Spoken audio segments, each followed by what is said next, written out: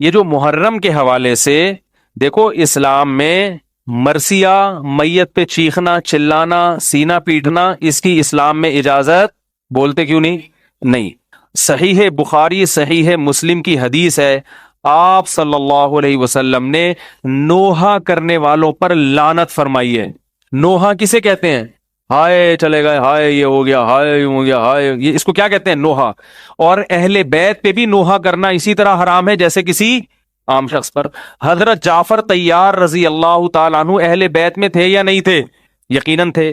جب شہید ہوئے ہیں تو آپ کی 4 بیویاں بیک وقت بیوہ ہوئی ہیں۔ اہل بیت سے محبت میں یہ بھی ہے، جب آپ مرے تو کتنی بیویاں بیوہ ہونی چاہیے؟ 4۔ یہ اہل بیت کی محبت کا ایک یہ بھی انداز ہے، ان کی 4 شادیاں ہوتی تھیں اہل بیت کی، ٹھیک ہے نا؟ تو حضرت جعفر طیار جب شہید ہوئے ہیں تو کتنی بیویاں بیوہ ہوئی ہیں؟ 4۔ ان کے چیخنے کی رونے کی آواز آئی، نبی صلی اللہ علیہ وسلم نے اتنی سخت وعید فرمائی۔ پہلے فرمایا کہ آرام سے، جب باز نہیں آئے تو فرمایا ان کے منہ پہ کیا پھینکو؟ خاک پھینکو جا کے۔ حالانکہ وہ جعفر طیار کیا تھے؟ نبی کے سگے چچا کے بیٹے، اہل بیت میں سے تھے، بڑے فضائل ہیں ان کے، اور جوان شہید ہوئے ہیں۔ تو یاد رکھو، ہم حضرت حسین اور حضرت حسن سے محبت اپنے ایمان کا جز سمجھتے ہیں، مگر ان سے محبت کا اظہار اس طریقے سے کریں گے جس طرح سے محمد صلی اللہ علیہ وسلم نے بتایا اور جس طرح اہل بیت کی سیرت ہے۔ سمجھ رہے ہیں بات کو کہ نہیں سمجھ رہے؟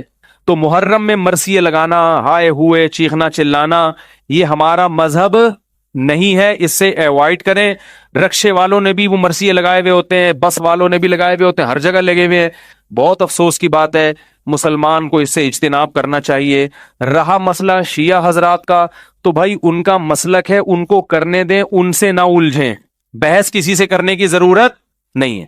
آپ نہ لگائیں رکشے میں، کوئی شیعہ ہے وہ لگا لے، بس ٹھیک ہے، وہ ان کا مذہب ہے۔ میں نے پچھلے سال بھی یہ بات کہی تھی کہ ان کو نہ چھیڑیں، تو کسی نے کہا مفتی صاحب اب تھوڑے سے ڈرپوک ہو گئے ہیں۔ مفتی صاحب کیا ہو گئے ہیں؟ یعنی ان کا مطلب تھا میں یہ کہوں کہ جو مرثیہ لگا رہا ہے جا کے اس کو گریبان سے پکڑو اور 2-3 مکے لگا کے بند کراؤ۔ تو یہ بہادری کی کیا ہے؟ وہ بہادری جو افورڈ کر سکو نا وہ اچھی ہوتی ہے ٹھیک ہے نا؟ باتیں بہادری کی کرنا بہت آسان ہے، اور پریکٹیکلی جب کسی کام کو کیا جاتا ہے تو اس کو دیکھ کے فیصلہ کرنا بہت مشکل ہے۔ ملک ہمارا بدامنی کا متحمل بولو بھائی نہیں ہے۔ ماضی قریب میں دیکھو شیعہ سنی لڑائیوں سے کسی کو فائدہ نہیں ہوا، دونوں طبقوں کو کیا ہوا ہے؟ نقصان ہوا ہے۔ کتنے علماء شہید ہو گئے، بڑے بڑے ہمارے بزرگان دین، حاصل کچھ بھی نہیں نکلا۔ ان کے لوگ بھی قتل، ہمارے بھی قتل، نتیجہ وہیں کا وہیں ہے۔ تو ڈنڈا چلانا یہ اتھارٹی کس کے پاس ہے؟ پولیس کے پاس ہے، فوج کے پاس ہے۔ پبلک کے پاس ڈنڈے کی اتھارٹی بولو نا بھائی نہیں ہے۔ ہم اپنا نظریہ اعتدال کے ساتھ بیان کر سکتے ہیں، کسی کو گن پوائنٹ پہ ہم چینج نہیں کر سکتے، لیکن میں یہ کہہ رہا ہوں کہ آپ اپنے بارے میں یہ فیصلہ کرو کہ ہم سنی ہیں یا شیعہ ہیں۔ شیعہ میں بھی جو سمجھدار قسم کے تھوڑے سے ہیں نا، وہ بھی اس چیز کو نہیں مانتے، یہ ماتم شاتم اور یہ وہ بھی نہیں مانتے۔ ایران میں نہیں ہوتا یہ، اس طرح کے روڈ پہ جلسے نہیں ہوتے ایران میں اس طرح کے ماتم کے۔ تو ہم اپنے مسلک کو تو ڈیفائن کریں گے نا بھائی، ہم اہل سنت۔ سوال پیدا ہوتا ہے اسلام میں تو فرقہ واریت نہیں ہے، تو یہ اہل سنت اور شیعہ کا کیا فرق آ گیا؟ بات یہ ہے کہ ہمارا یہ مسلک ہے، ہم قرآن و سنت کی وہ تشریح معتبر مانتے ہیں جس پہ صحابہ چلے، اور شیعہ حضرات صحابہ کو فالو نہیں کرتے۔ یہ بڑا اختلاف ہے ہمارا اور ان کا۔ اور صحابہ میں بھی ہم سب سے پہلے کس کو ترجیح دیتے ہیں؟ خلفائے راشدین کو۔ صحیح بخاری کی حدیث ہے، علیکم بسنتی و سنت الخلفاء الراشدین المہدیین، میری اور خلفائے راشدین کی سنت کو لازم پکڑو۔ ہم حضرت علی سے بھی محبت ایمان کا جز سمجھتے ہیں، ابو بکر، عمر، عثمان رضی اللہ عنہ سے بھی محبت کو ایمان کا حصہ سمجھتے ہیں، جبکہ شیعہ حضرات میں میجورٹی، سب کی بات نہیں کر رہا، میجورٹی صرف حضرت علی کو مانتی ہے، باقی صحابہ کو نہیں مانتی۔ حضرت ابو بکر، عمر، میجورٹی، سب کی بات نہیں کر رہا، بہت سے شیعہ مانتے بھی ہیں، یاد رکھو، سب کو ایک لاٹھی سے ہانکا مت کرو۔ تو باقی میں کبھی کبھار فیس بک پہ نا، میرے پیج پہ لوگ شیعہ کے جو ذاکرین ہیں ان کی اسپیچز شیئر کرتے ہیں، تو جب میں رات کو کبھی جیسے میرا دماغ چلنا شروع ہو گیا نا، تو پھر میں تھوڑی ادھر ادھر کی اسپیچز سنتا ہوں تاکہ میری سوچ دوسری طرف، تو وہ میں پھر جو بھی آ رہا ہے سن لیتا ہوں۔ کبھی کبھار جناب مولانا الیاس قادری صاحب کے بھی میں پروگرام دیکھتا ہوں کہ آج ان کا نیا کیا آیا ہے، یعنی سمجھ رہے ہیں نا، تو مختلف قسم کی چیزیں آئی ہوئی ہوتی ہیں، تو ایک اچھا سا محسوس سا ہوتا ہے، بس یار مزہ آیا، بس ٹھیک ہے نا۔ تو اسی طرح وہ شیعہ لوگوں کی بھی، تو وہ عجیب عجیب پتہ نہیں کیا ان کی تقریریں ہوتی ہیں، عجیب سے اسٹائل ہوتے ہیں۔ تو میں جو شیعہ حضرات میں جو سمجھدار لوگ ہیں ان سے کہتا ہوں، دیکھو کہ آپ کو اپنے مذہبی رہنماؤں میں کوئی سمجھدار آدمی ملے تو اس کو فالو کرو. یہ کیا کن لوگوں کی تقریریں آپ سن رہے ہو؟ فیس بک پہ جو شیئرنگ ہو رہی ہے جذبات سے ہٹ کے کبھی ان کی اسپیچز میں غور کیا کرو. یہ کیا باتیں کر رہے ہیں؟ یہ تو فضول، نہ روایتوں کا کوئی سر نہ کوئی پیر، ایسے من گھڑت قصے. یہ تو بیٹھ کے بناتے چلے جاؤ، پھینکتے چلے جاؤ. وہ ہمارے استاد تھے نا ایک، وہ جو جن نے مجھے کہا نا یہ ہائیڈروجن ڈائی آکسائڈ لکھ کے لاؤ، یہ لکھ کے لاؤ، وہ لکھ کے لاؤ، انہی استاد کی بات کر رہا ہوں. اللہ تعالیٰ اگر وہ زندہ ہیں تو ان کو عمر میں برکت دے، اگر دنیا سے جا چکے ہیں اللہ ان کی مغفرت. تو پتہ نہیں کہاں چلے گئے وہ. تو ان میں ایک خوبی یہ تھی کہ وہ تعریفیں اپنی بہت کرتے تھے. اچھے استاد سے، ٹیچر بھی اچھے تھے، لیکن ان میں ایک بات تھی کہ تعریفیں بہت کرتے تھے. تو جب پہلے دن انہوں نے اپنی تعریف کی، ہم نے سنی کہ بھائی ماشاءاللہ بہت اچھے استاد ہیں. اگلے دن آئے، بہت تعریفیں کی. جب ایک ہفتہ ہو گیا ہم نے کہا یہ تو کچھ زیادہ ہی ہو گیا، یہ تو ڈاکٹر عبد القدیر خان کو بھی انہوں نے پیچھے چھوڑ دیا ہے. تو پھر طلبہ تو کسی کو نہیں چھوڑتے، اسکولوں کے جو اسٹوڈنٹ ہیں نا بڑے ہوشیار ہوتے ہیں. پھر ہم نے دیکھا کہ ایک دن استاذ آئے ہیں اور اپنی تقریر کر رہے ہیں، تو ایک طالب علم کو ہم نے دیکھا ڈیسک کے نیچے یوں یوں کر رہا ہے. اس کو دیکھا دیکھی دوسروں نے بھی ایسا شروع کر دیا. میں نے کہا یہ کیا ہو رہا ہے؟ انہوں نے کہا یہ چھوڑ رہے ہیں، ہم لپیٹ رہے ہیں. جیسے وہ پتنگ کا مانجا لپیٹا جاتا ہے نا، بھائی پتنگ کا مانجا ایسے لپیٹتے ہیں نا. کہا یہ لمبی لمبی کیا کر رہے ہیں استاذ محترم، چھوڑ رہے ہیں. اور ہم کیا کر رہے ہیں؟ کہہ رہے ہیں ہم ایک ہفتہ ان کی تعریفیں سن سن کے تھک گئے ہیں، اب ہم نے لپیٹنے کا کام کہ یار یہ سنبھل نہیں رہی. تو وہ جو ذاکرین کی اسپیچز جو فیس بک پہ شیئر ہو رہی ہیں، ہو سکتا ہے ان میں کوئی سمجھدار بھی ہوتے ہوں جو ہم تک نہیں پہنچتے، لیکن جو آج کل جو اسپیچز ذاکرین کی آ رہی ہیں ان کو دیکھ کے مجھے یہی خیال آتا ہے کہ یار یہ چھوڑ رہا ہے اور آپ نے کیا کرنا ہے؟ لپیٹنا ہے. تو وہ جو سامنے بیٹھے ہوئے ہیں پتہ نہیں کیا کر رہے ہیں بیٹھ کے یار، وہ ایک نعرے اور نہ سر نہ پیر. تو مجھے حیرانگی ہوتی ہے یار، ان میں بھی کچھ پڑھے لکھے لوگ ہوتے ہوں گے، ان کو اشکال نہیں ہوتا کہ یہ کیا کر رہے ہو. ہم ممبر پہ کوئی تھوڑی سی ٹیڑھی میڑھی بات کر دینا، فوراً فیس بک یوٹیوب پہ عجیب عجیب کمنٹس آتے ہیں. اور اچھی بات ہے اگر ہم غلط بات کریں تو کمنٹس آنے چاہیے تاکہ ہمیں بھی تو کوئی سیدھا کرنے والا ہو. لیکن یہ پوری تقریر غلط ہو رہی ہے مگر اس کو پہ کوئی ان کو تنبیہ کرنے والا نہیں ہوتا. تو اس لیے ہمارا جو دین ہے، یاد رکھو اسلام میں اتنی اٹریکشن ہے کہ اسلام کو دنیا میں پھیلانے کے لیے تبلیغ کی بھی ضرورت نہیں ہے. موسٹلی جو غیر مسلم مسلمان ہوتے ہیں بغیر تبلیغ کے ہوتے ہیں. اللہ نے خود اسلام کو اتنا اٹریکٹیو بنایا ہے. لیکن مجھے ایک بات بتاؤ، اگر کوئی غیر مسلم ہمارا یہ ماتم دیکھے اور ہمارے یہ مرثیے دیکھے تو کیا وہ اسلام کی طرف مائل ہوگا؟ مائل ہوگا؟ وہ بولیں گے ان کو کیا ہو گیا، یہ کیسا مذہب ہے؟ کیا حضرت حسین کی یہ تعلیمات تھیں؟ کتنے بزرگان دین ایسے ہیں ان کی زندگیاں دیکھ کے لوگ اسلام قبول کیا، انہوں نے نمازیں دیکھ کے، ان کے لائف سٹائل دیکھ کے، مسلمانوں کا کلچر دیکھ کے. لیکن محرم میں اور ربیع الاول میں یہ جو کلچر ہم جو دکھاتے ہیں، اسے دیکھ کے اللہ کی قسم کوئی غیر مسلم مسلمان نہیں ہوگا. وہ کہے گا یہ کیسا مذہب ہے، کیا سکھا رہے ہو تم؟ اسلام بہت ہی اٹریکٹیو مذہب ہے اگر اس کو اصلی حالت میں رکھا جائے. 35,000 امریکن فوجی سعودی عرب میں مسلمان ہوئے تھے جب یہ وار چلی ہے نا. تو ہمارے ایک استاد سے میں نے ان سے پوچھا کہ ان کی بڑی معلومات تھی. میں نے کہا یہ جو 35,000 امریکی فوجی مسلمان ہوئے ہیں سعودی عرب میں، یہ کس کی تبلیغ سے؟ انہوں نے کہا کسی کی بھی نہیں. ان کو اسلام کو اب پڑھنے کا موقع ملا ہے سعودی عرب آنے کے بعد، کیونکہ سعودی عرب آئے تو انہوں نے کچھ وہاں دیکھا سسٹم، تو ان کو اسلام کو جب انہوں نے خود پڑھا تو خود ان کو اتنا اچھا لگا، کیا ہو گئے.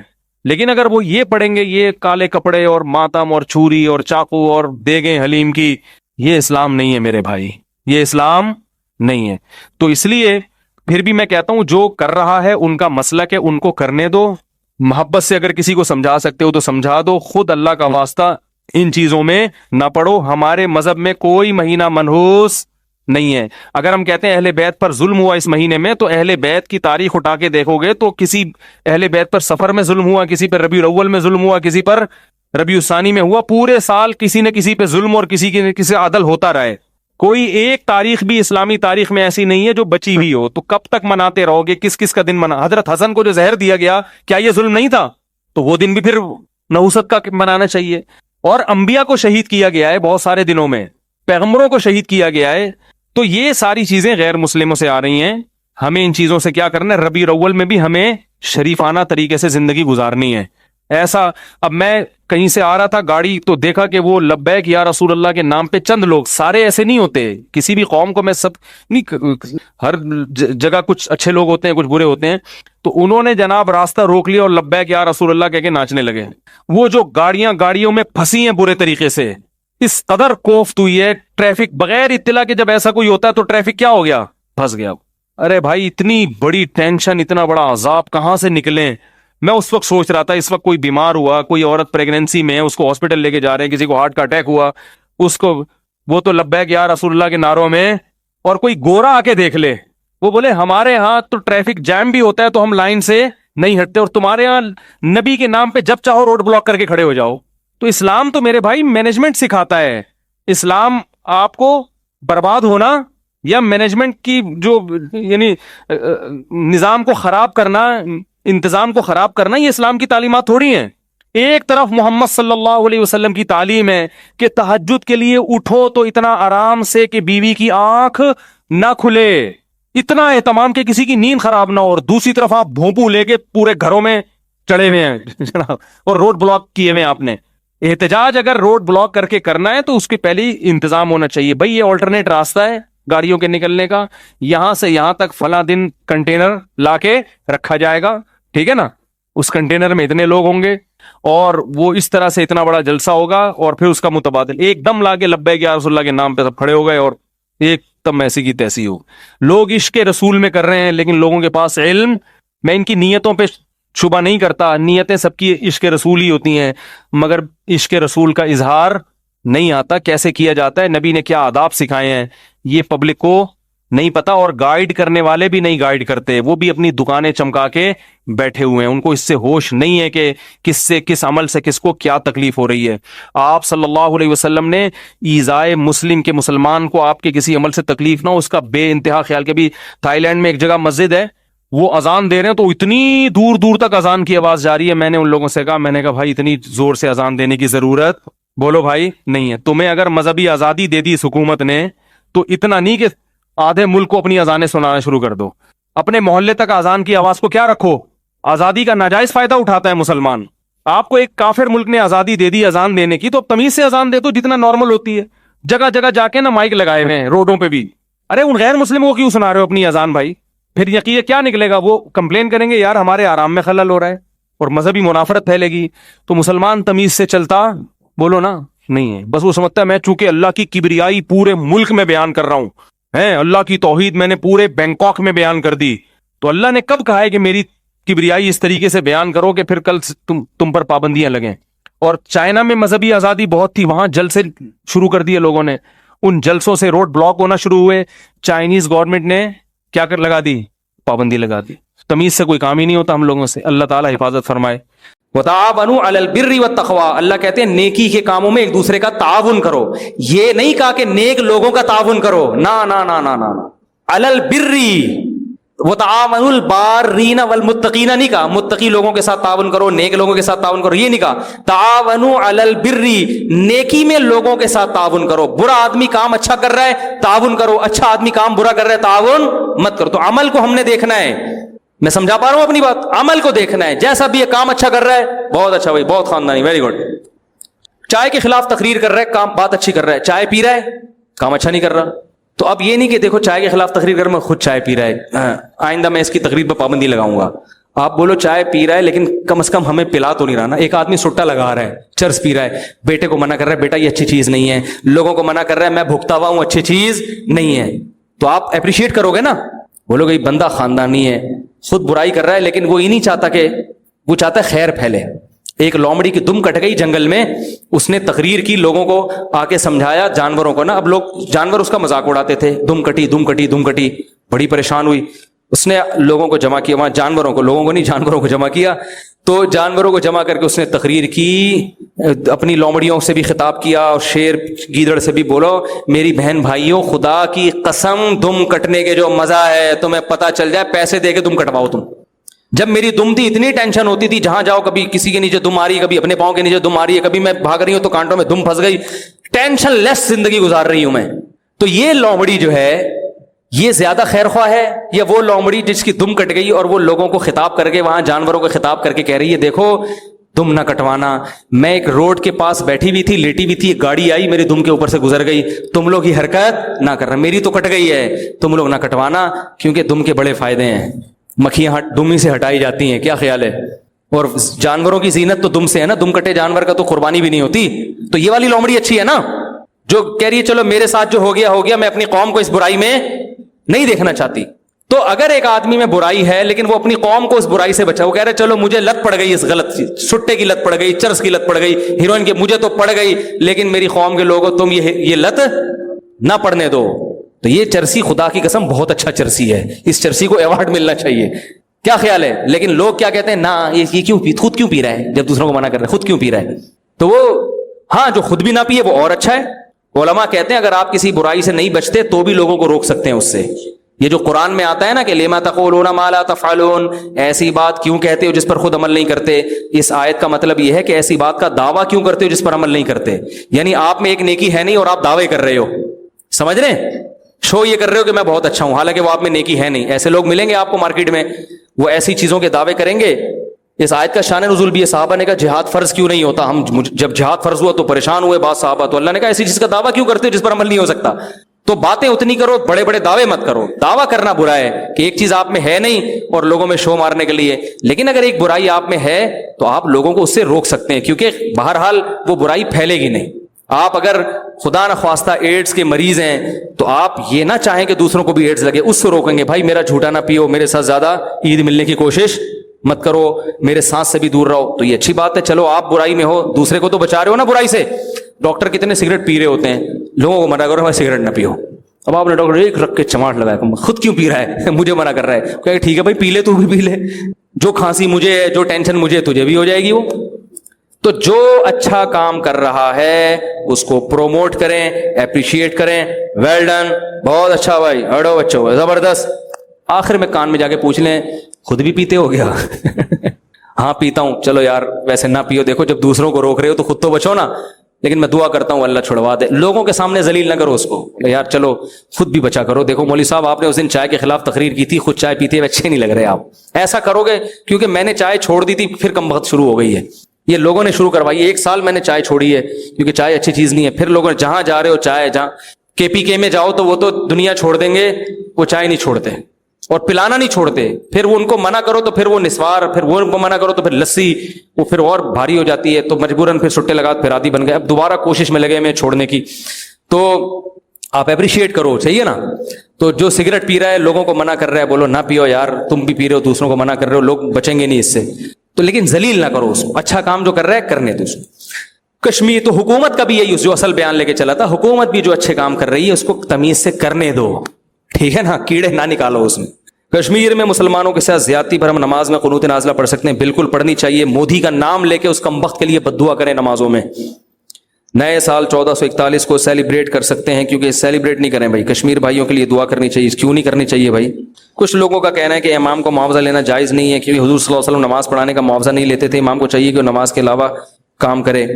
یہ بڑی ڈیٹیل میں ایک بیان ریکارڈ کروا چکا ہوں, دوبارہ ریکارڈ کرواؤں گا. اس پر پوری امت کا اجماع ہے کہ امام کے لیے تنخواہ لینا جائز ہے. نبی صلی اللہ علیہ وسلم کے دور میں لوگوں میں دین کا اتنا غلبہ تھا, ایک تو سارے نیک, اب تو آپ کو نماز پڑھانے کی صلاحیت والے کم لوگ ملیں گے. پہلے تو جو بھی آگے ہو جاتا تھا, اب تھوڑی ایسا ہو سکتا ہے کسی کو بھی آگے کر دو.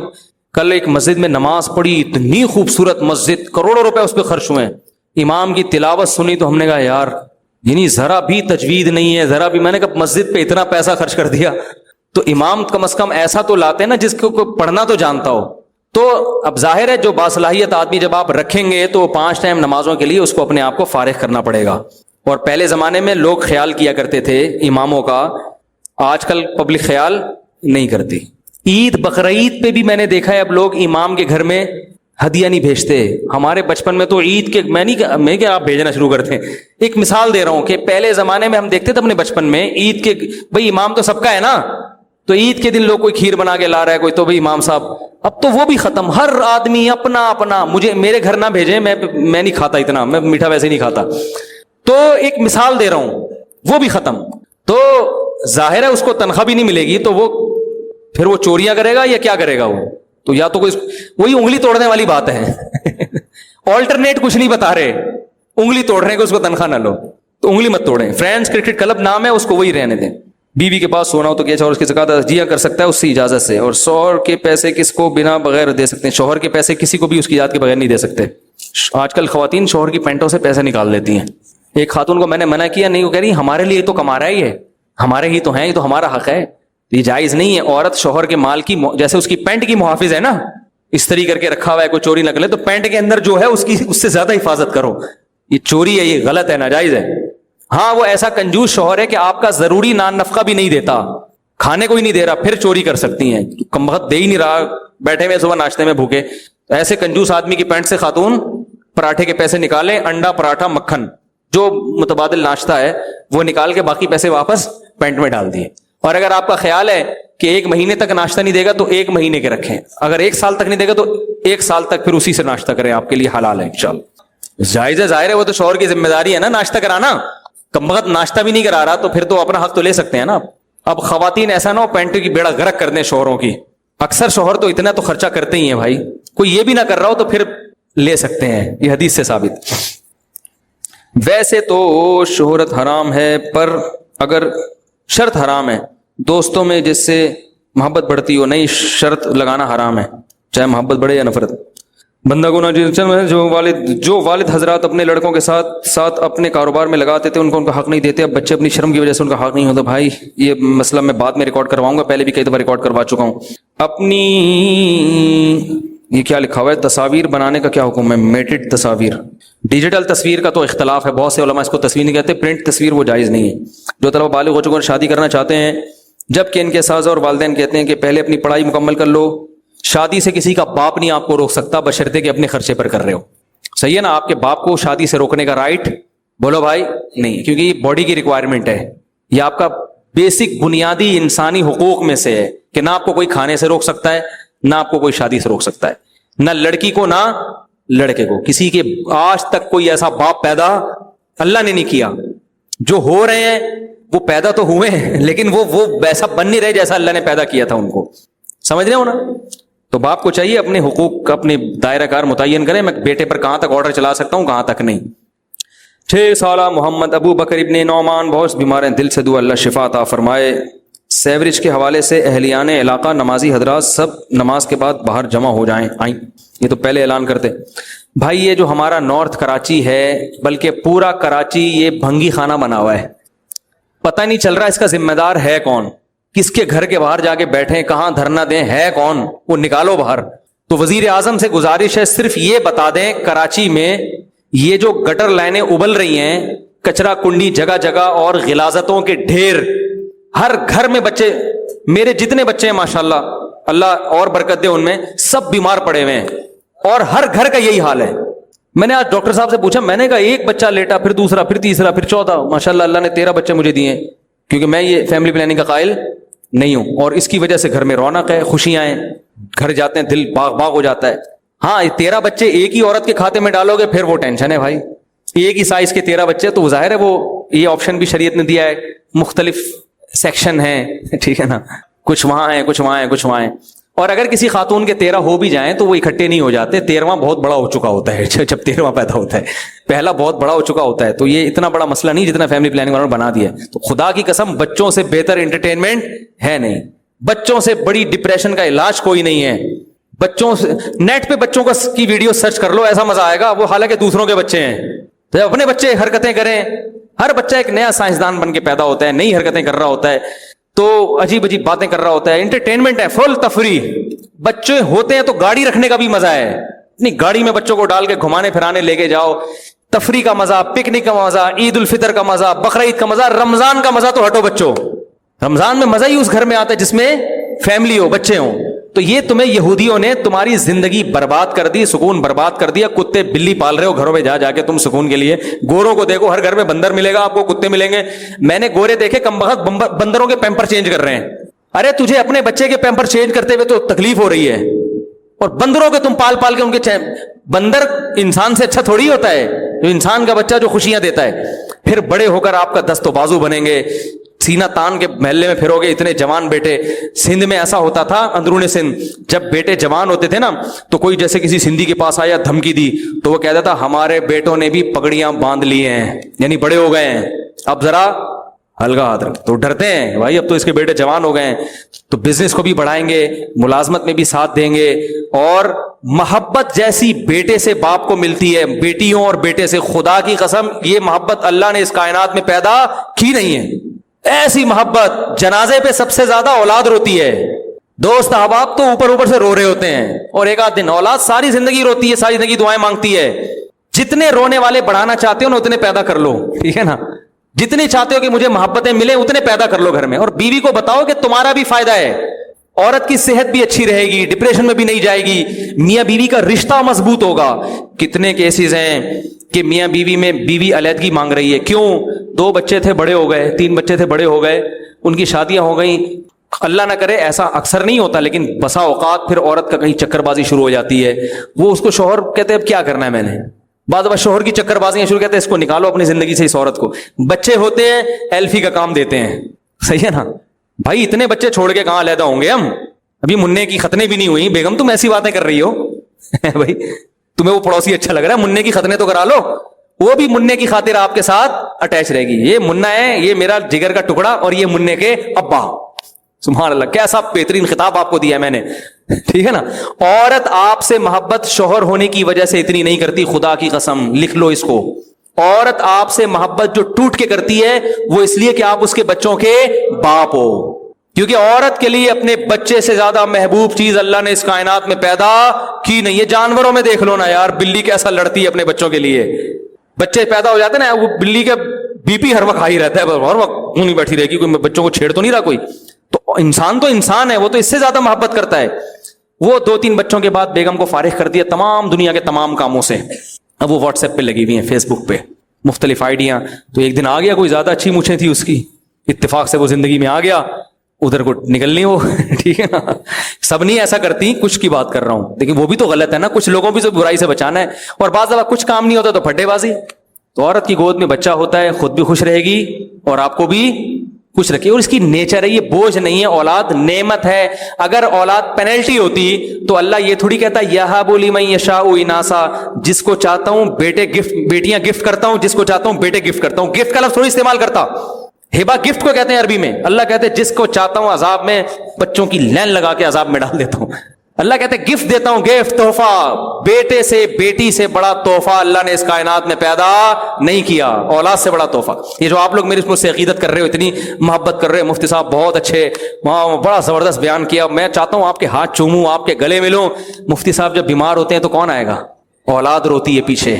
बुढ़ापे में आप लोग काम नहीं आओगे। मेरे औलाद है जिनसे हम उम्मीदें, जो नेक निकला, अगर अल्लाह न करे खराब निकल आए तो इतने पैदा करो, इस पेड़ में बिगड़ने के लिए भी कुछ रखो, ठीक है ना।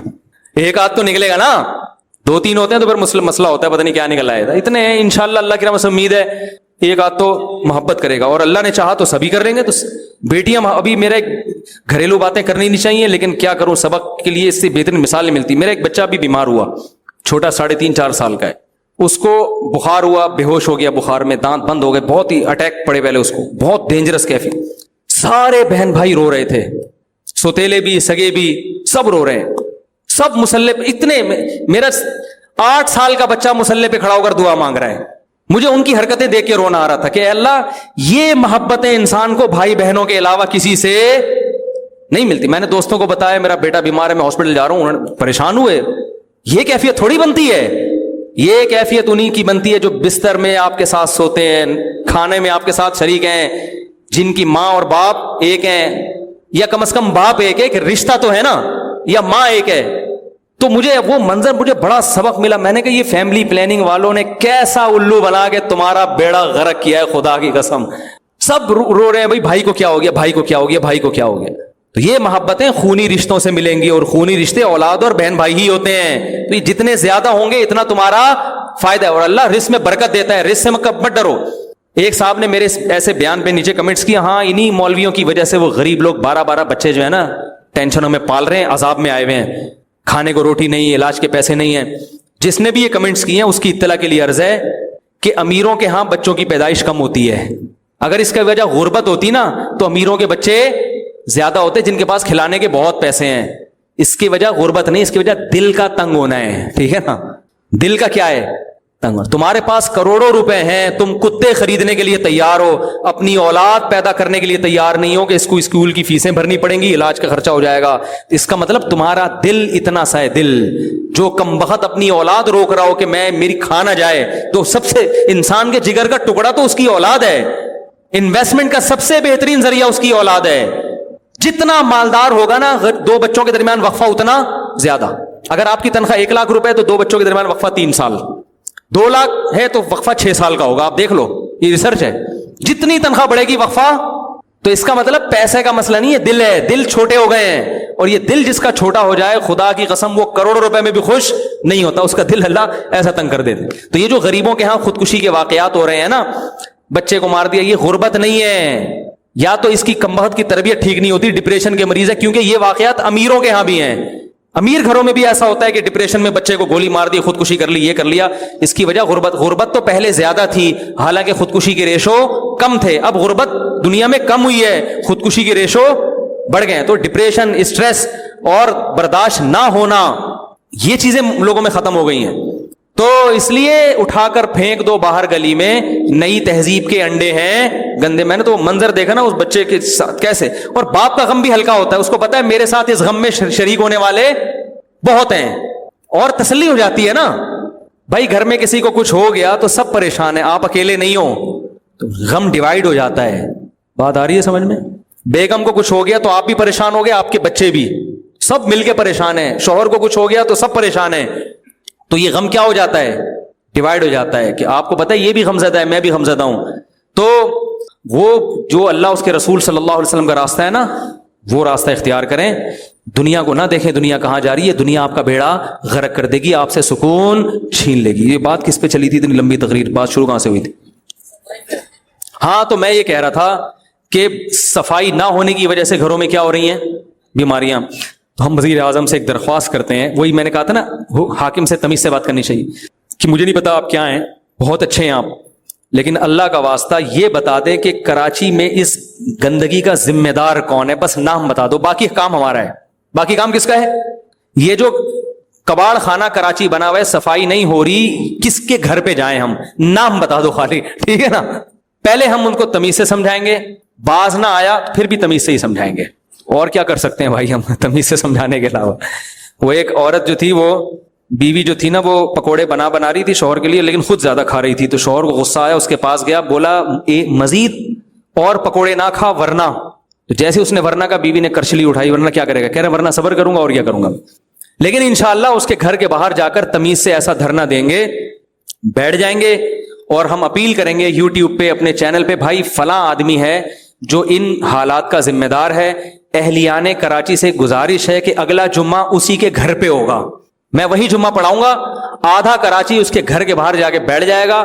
और भाई जब तक ये कराची में सफाई नहीं होगी, हम आपके घर से उठेंगे नहीं। जुम्मा भी वहीं होगा, फजर भी वहीं होगी, जोहर में छुट्टी ले लूंगा मदरसे से, इंशाल्लाह मुझे छुट्टी दे देंगे।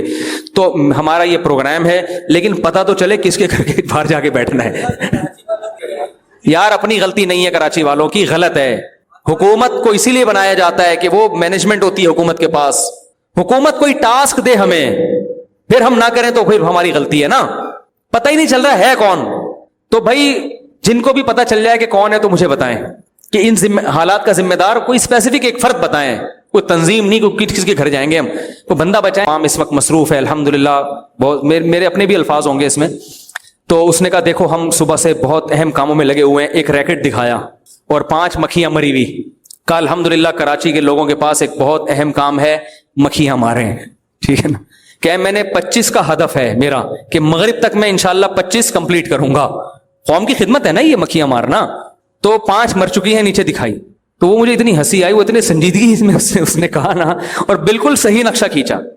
खाने में मक्खियां घुस रही हैं, नाश्ते में मक्खियां जा रही हैं। गन्ने के जूस वालों से मैं तो बहुत बच रहा हूं, क्योंकि इतनी मक्खियां गन्ने के उस पर बैठी हुई हैं, पता नहीं यार कितनी पिस पिस के जा रही हैं, क्या हो रहा है यार, कुछ अल्लाह का नाम लो भाई, ठीक है ना। तो बाइक पे बगैर हेलमेट के जाओ तो मक्खियां आके चिपक रही हैं।